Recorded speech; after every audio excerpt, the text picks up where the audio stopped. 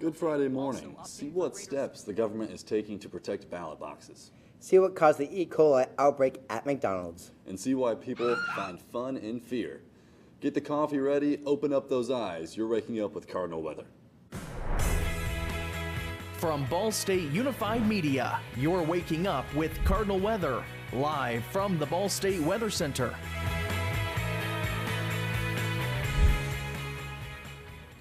Good Friday morning to you. You're waking up with Cardinal weather. I'm Jackson White.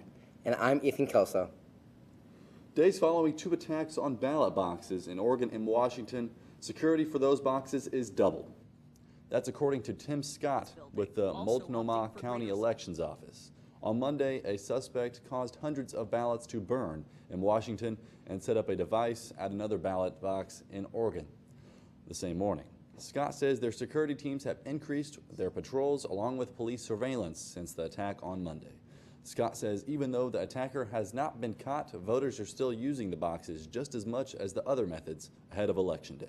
Yesterday we got almost 30,000 ballots back in the mail, so we're starting to see that turnout increase. It's really important to me that people know that we have a plan, and it's a good plan, and we're going to keep moving this election forward as we're required to do by law.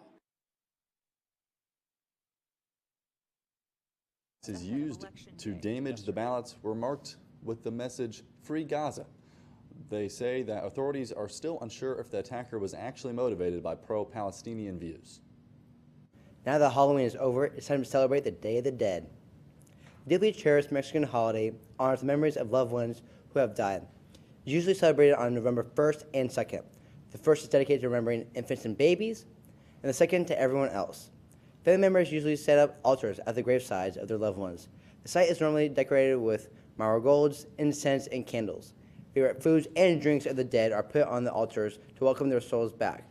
The Day of the Dead used to be celebrated in the summer, but it was changed to coincide with Halloween. Giving birth to triplets, quadruplets, or even more has become increasingly less common in the United States. According to a report published Thursday by the Centers for Disease Control and Prevention, the rate of births of multiples in the U.S. declined 62% between 1998 and 2023. The largest declines in rates were seen amongst mothers 30 and older. The CDC says guidance around the number of embryos transferred during IVF is likely to be the cause of the decline. Couples are more likely to have multiples in a single pregnancy when using the assisted reproductive technology because these fertility treatments may involve transferring multiple embryos into the uterus in hopes of resulting in a pregnancy. Experts say that fertility treatments become more mainstream after the 1980s, and there was a rise in the percent of multiple births. Olivia is along McKinley Avenue with weather.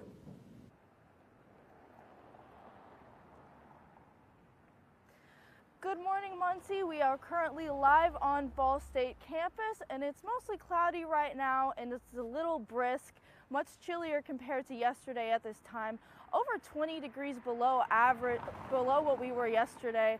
So if you're going out, if you have any plans this evening, make sure you bundle up because it is quite chilly out here.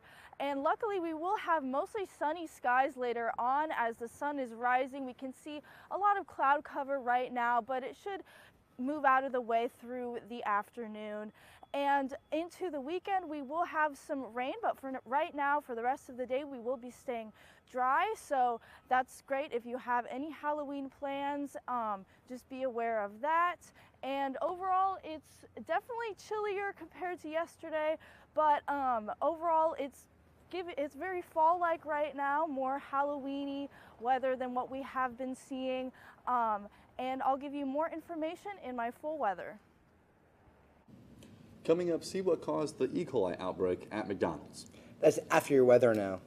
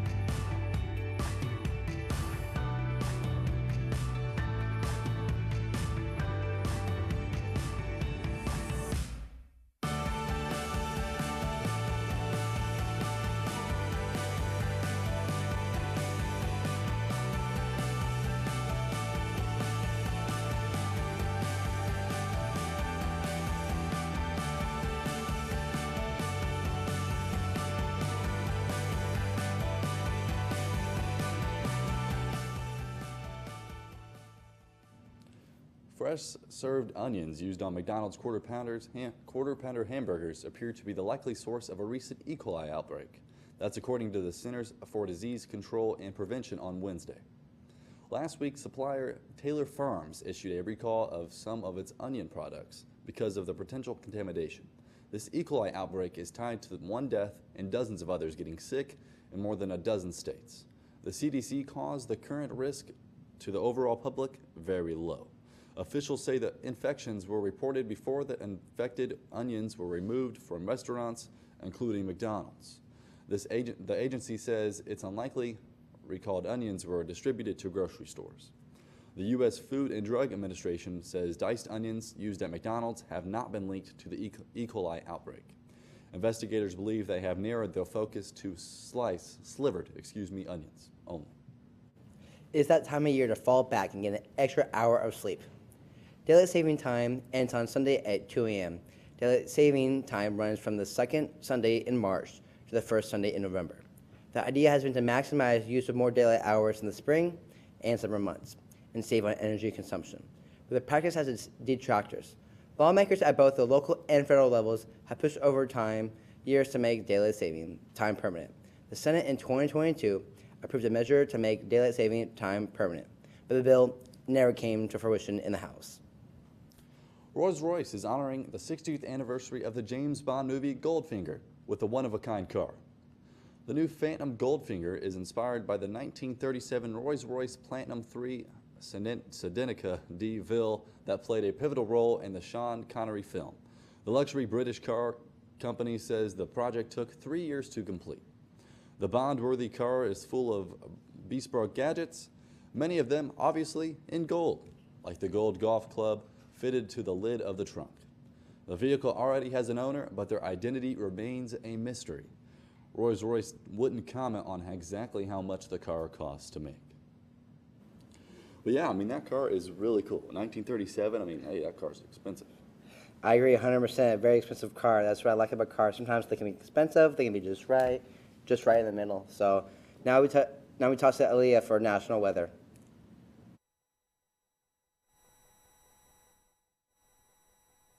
Today, 38 degrees in Kansas City, 31 in Denver, 33 degrees up in Billings, and 45 degrees in Seattle. However, we will warm up quite a bit today. 73 degrees for the high in Dallas, 67 in Los Angeles, and 72 in Vegas. With these warm temperatures, a big chunk of our country is actually more likely to experience above average temperatures for this time of year in the next 6 to 10 days. But you can see this big chunk, including the Four Corners, is more likely to experience that below average temperature.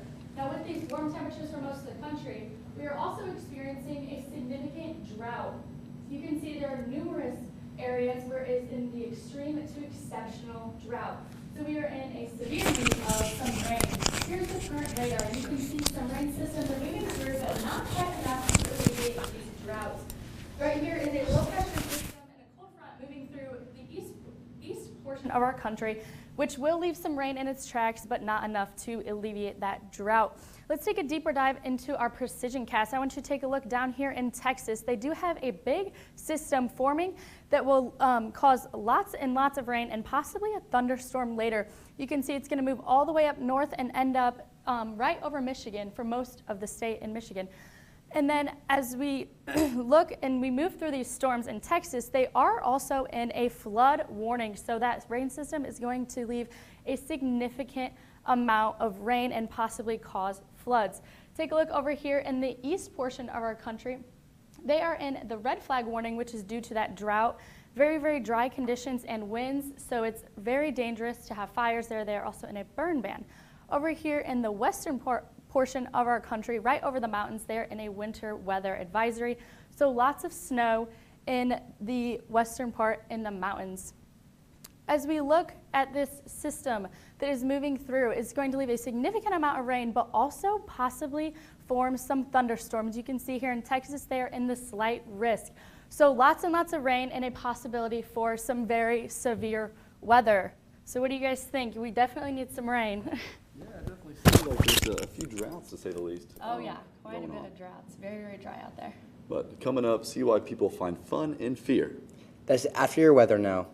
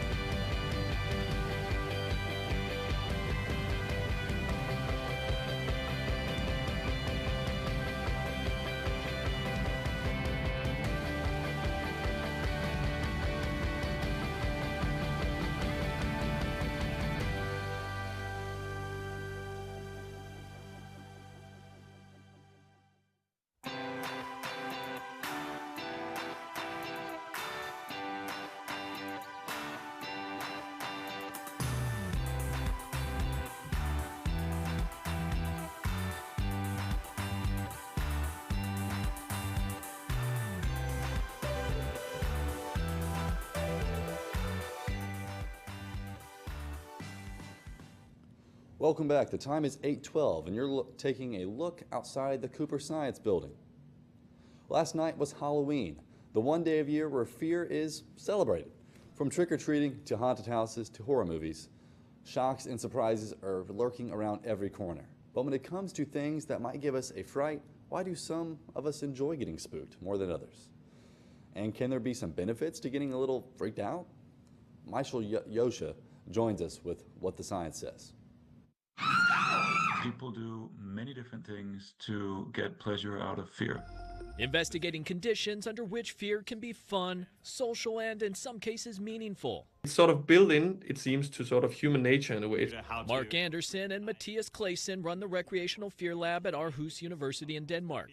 They say similar to the excitement a child may feel before opening a gift, anxiousness of the unknown, surprise, and eventual resolution is what can make things like haunted houses, scary movies, roller coasters, even hide and seek so enjoyable. Humans tend to seek out things that surprise us in a variety of ways that drive up uncertainty, so that we can then reduce that uncertainty. Experiencing horror can also provide people with a sense of accomplishment, feed a need for stimulation, and satisfy an appetite for the macabre. We are very curious to know what's going to happen if one attends, let's say, Hannibal Lecter's dinner, or what happens if the purge night is really on today. Behavioral scientist Haiyang Yang says research suggests 3 psychological conditions allow someone to enjoy horror. 1, confidence in dealing with the situation. Even if I encounter zombies, I'll be fine because I know I can outrun them or fight them off. 2, understanding you're physically safe. Even if I see a monster on screen, it can't hurt me. 3, detachment. Realizing ghosts and killer clowns at a haunted house are just actors. Possessing those frames help protect you from actual psychological harm. In Washington, I'm Michael Yoshida reporting. Taylor Swift is in her Halloween era, sort of. This is the scene outside a home in Phoenix, Arizona. As you can see, the skeletons are dressed in outfits the singer has worn either in her music videos or during her concerts. The decorations are nothing new for the homeowner. She had a Taylor Swift display last year and plans on having one next year. Until then, local fans will be able to enjoy this love story to the pop star until November 3rd. Speaking of Taylor Swift, the pop singer will be performing in Indianapolis this weekend as a part of her Eras tour. The Los Angeles Dodgers won their 8th World Series title in franchise history Wednesday night after defeating the New York Yankees in Game 5 at Yankee Stadium. In Southern California, authorities are urging the Los Angeles residents to avoid the downtown area overnight. LAPD predicts heavy traffic and street closures and urges Dodger fans to celebrate safely and responsibility. The Sheriff's Department announced that there is an increased presence throughout the county and any illegal behavior will not be tolerated. The Dodgers championship parade will be held today. But yeah, how about the Dodgers winning the World Series? I mean, that's crazy. In the first game actually in the World Series, Freddie Freeman, that grand slam, that started with that 3-0 and then lost Game 4. Just crazy not able to come back for Game 5. Man, the Dodgers were really high, also with Shohei Ohtani too. Oh yeah, no one really predicted the Dodgers to win it. But moving along now, we're going to toss it to Gavin for weather. Thanks, guys. So right now it's quite chilly, 41 degrees in Muncie, 39 degrees in Indianapolis, much chillier compared to yesterday's temperatures. We can see almost a 30-degree temperature change compared to this time yesterday. Halloween was quite warm and it was nice, but I'm missing these fall-like temperatures, and it looks like we're going to be seeing them for the next few days. These more average temperatures, we can see 59 degrees is the average high. We're going to reach about 55 degrees for our high today. And yesterday we were pushing this 80-degree high that was set back in 2016. I know a lot of people like the warmth, but the rain was unfortunate. There were some storms here and there, but luckily today we are going to stay mostly clear skies through the day. We can see we're going to be warming up just a little bit to 55 degrees this evening. Still quite chilly, so if you're going out, if you have plans this evening, be aware of that because it's not going to be warming up too much. We can see the clear skies right now on the radar as this this system has moved through that was here yesterday that brought us some of that rainfall. That cold front has pushed through, leaving us with mostly cloudy skies for right now, which will continue into this evening. We can see these clear skies here, and then we're going to drop to about 41 degrees for our low this evening. So like I said, it's going to be chilly. If you have Halloween plans this weekend or this weekend, just be aware of that because it is a little bit chilly out there. We can see this high pressure system over to the west, and that's kind of covering the whole Midwest area right now. And we're experiencing just a lot of clear weather, some cooler temperatures as that cold front has passed through. Our area is completely clear right now, and that should continue until Saturday morning. We're going to have some spotty clouds here and there through the morning, and then the clouds will increase through the afternoon, and then we might have some rainfall when it comes Sunday, which will be nice because we have been in this drought. We can see right here this moderate to severe drought for Muncie. Most of the nation is in a drought right now, so we definitely need some rain, which we can see right here. On Sunday, we can have that possibility going into the beginning of next week, and we are going to warm up quite a bit going into the beginning of next week. So if you're missing those warm temperatures, we may be seeing those once again. I'm just happy we're going to get back in the 70s because this weather right now is quite cold, to say the least. It's very cold. But coming up, see which NBA teams we think will win. That's after your weather now.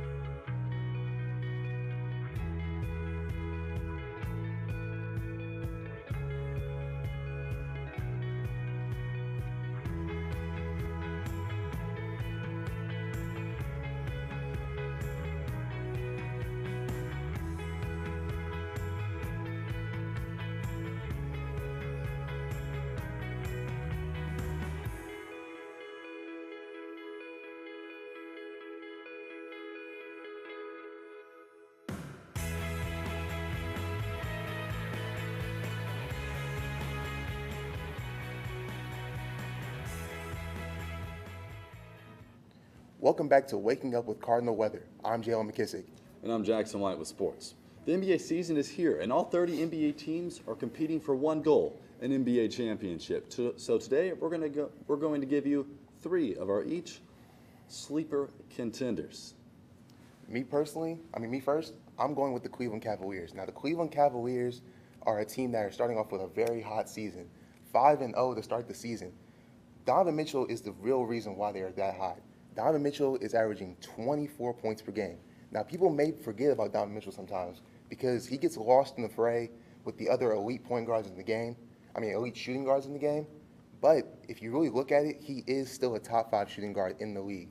On top of that, you still have a guy like Darius Garland who will give you 20 points, 10 assists any given night. But on top of that, their depth is really the benchmark of this team. And if they can keep up this play, I don't see why they can't be an Eastern Conference contender. Oh, for sure. 5-0 already? Hey, shout out the Cleveland Cavaliers. Shout out. My first team's going to be the Orlando Magic. They're 3-2 on the season, and they rank 2nd in steals, 7 in blocks, and, defense, a huge thing. The Orlando Magic play it. One big news is Pablo Banchero is averaging 29 points, 8 rebounds, 5 assists, and shooting 50% from 3, which is phenomenal MVP-type level numbers, but he just got injured and will miss the next 6 to 8 weeks. So that's a big blow for the Magic. But besides that, they're still a really good team. Jalen Suggs having a really good year, averaging 17 points and shooting 42% from 3. Keep an eye on the Orlando Magic come playoff time. My second team will be the Los Angeles Lakers. Now, I know a lot of people are tired of hearing about the Los Angeles Lakers because, they're always in the national media, but it's for good reason. J.J. Redick is the new head coach of the Los Angeles Lakers, and he has this team rolling. Offensively, they have a lot more movement, a lot more fluidity compared to last season. LeBron is still one of the best players in the NBA. Right now, people may think that Father Time is catching up to him, but me personally, I don't think Father Time will ever catch up to him.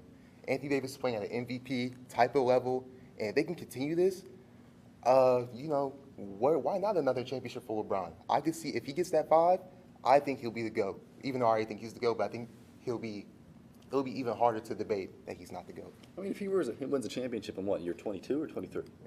22. I mean, if he wins a championship in year 22, you have to call him. I mean, he's the GOAT. 40. You do.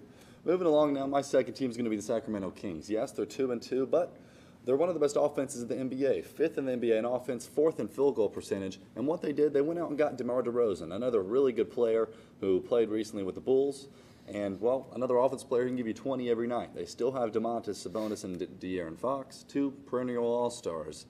And just another year for the Kings. Light the beam, they say. I definitely think the Kings have a chance to light the beam in the playoffs. They're one of my sleeper contenders. I really like how the Kings built their team this offseason. But for my last team, I'm going to have the Phoenix Suns. You still have a guy like Kevin Durant, who some regard as the greatest scorer of all time in the NBA. Devin Booker's still there, who is another guy who gets lost in the fray of top-tier shooting guards, but he's still an elite scorer of the basketball, along with Bradley Beal, who is another elite scorer of the basketball. 3 elite scorers on one team, that's too good of a team not to make the playoffs. I mean, hey, what you got to do in basketball is put the ball in the bucket, and that's one thing the Suns can do. My final contender is going to be the Indiana Pacers. And, well, they're 2-3 on the season, but just a few days ago, last Wednesday, they got a massive 135-132 win over the Boston Celtics, the reigning defending NBA champions, and a big win. This Pacers offense is still one of the best in the league, and, of course, they have one of the best passing point guards in the league in Tyrese Halliburton. They rank 2nd in assists so far this season. And, I mean, they have Pascal Siakam. He's averaging 20 and 8. And, yeah, the record might be 2-3, but it's the first 5 games. There's 82 games left in the season. And one other thing for the Indiana Pacers, Benedict Mathurin. He's going to be one of the players I have to keep an eye on, 6th man of the year. He's a breakout-type player. He's averaging 16 points so far this season. And, well, the Indiana Pacers, they're a really talented team. They really are. I mean, if you look at just how this bench is really playing this year, T.J. McConnell's another guy who can win 6th man of the year. Isaiah Jackson playing really well to start off the season. Obi Toppin playing really well. I mean, with that kind of depth, I mean, they can go 11 deep. They can go 11 deep. But those are NBA sleeper contenders. Keep an eye on all these teams as the NBA season is just underway. Coming up, we've got your Breaking Down the Science, but that's after your weather now.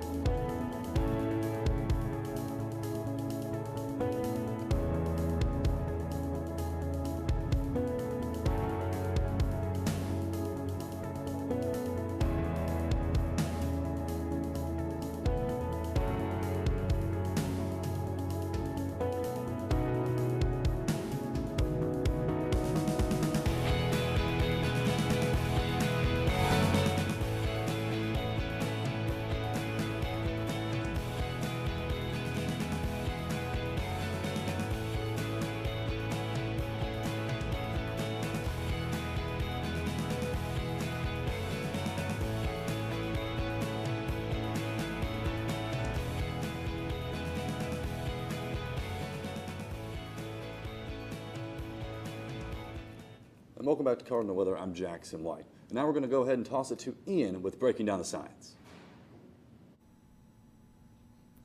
Well, today we're talking about some spooky weather in the spirit of Halloween happening yesterday and heading into this Halloween weekend. We'll be talking about 3 events. One is pretty spooky but very explainable. The other one, a little bit dangerous. And the last is in the realm of weather mythology. So let's get into it. First one is blood rain. You've probably seen this in a lot of different movies, blood raining down from the sky in place of your normal clear rain. Fortunately, that's not close to the realm of reality. When this usually happens, it is more related to dust getting kicked up into the air and hitting upper air currents. And so when that dust in the air is around, when you have rain clouds forming, it gets more moist, taking on that red tint, and then it comes down from the sky in the rain, giving it that blood red color. fortunately, no real blood. One example, though, that was quite different from dust is in the Indian state of Kerala, where they had this blood rain occurring, but there was no dust around. They did some research into the rain, and there was actually green green sea algae, which got sucked up into the air and took on a red tint once it got into those upper air currents and then came on down. Now let's talk about another event. That is fire whirls. Fire whirls occur when you have a wildfire or a firestorm like you see out in California. Essentially, when you get enough fire and it gets hot enough, you can have micro-scale meteorological phenomena. In a low-pressure system on the surface, you see convergence. That's what causes lifting, getting clouds. You can see that on a small scale, too, with fire whirls, as two different pockets of air create an eddy. An eddy is just a stream of wind, and they get wrapped up into each other, creating these fire whirls, which can be quite dangerous. However, they're not something you're ever going to have to worry about unless you find yourself in the middle of fire season. Finally, we're going to talk about ball lightning. Now, ball lightning is in this realm of meteorological myth. Researchers aren't exactly sure if it actually exists, and most would probably err on the side of it not being real at all. If you haven't heard of ball lightning, what it is essentially is a ball of lightning coming down from the sky, racing along the ground, and exploding when it impacts with something. Now, that sounds a little far-fetched, but there are some videos out there you can find online, including from actual scientists that do record something that resembles this phenomenon, but most of the time, most researchers would say it's probably not real. It's been attempted to be recreated in a lab format, even with things that you wouldn't find in a natural environment, such as the Max Planck Institute for Plasma Research did try it with plasma, and they could get something relatively close, but of course you're not going to find that in the natural world. So these are your 3 spooky weather phenomenon. You're welcome to look them up for yourself and find out about a little bit more about some of the wacky and wilder side of the weather around this time, Halloween season. There's a lot of great information out there that you can find. Who doesn't like spooky weather? I mean, who doesn't? But Olivia, let's take a last look at weather. Thanks. So looking at the next 7 days, we can see we're going to warm up quite a bit on Monday to 75 degrees, possibly some rain Sunday through Tuesday, and then some more fall-like temperatures to come back around after this cool down we have experiencing the past couple of days. That's all for Cardinal weather this Friday morning. Oh. But yeah, it's been a good show so far. It's been fun. The weather going to get a little warmer next week. Yeah, I'm excited for that's what we like some to more see. warmth. It's pretty chilly today out there. It was definitely chilly coming to the newsroom this morning, to say the least. Had to bring a coat, but it gets a little warmer. Maybe bring out the shorts 1 or 2 more times. Maybe one more time, hopefully. Yeah, and I also agree with you. Like you said earlier, I was also coming into the Newslink Cardinal weather area, and it was cold. Like I like cold, but I can't wait for the cold weather. I just don't like hot weather. I cannot deal with the hot. Yeah, a we little need too hot. some mild temperatures. Mild. This is great weather for but yeah. All right. That's all for Cardinal weather this Friday morning. Thank you for joining us. We'll see you next week. Have a great rest of your Friday and a fantastic weekend.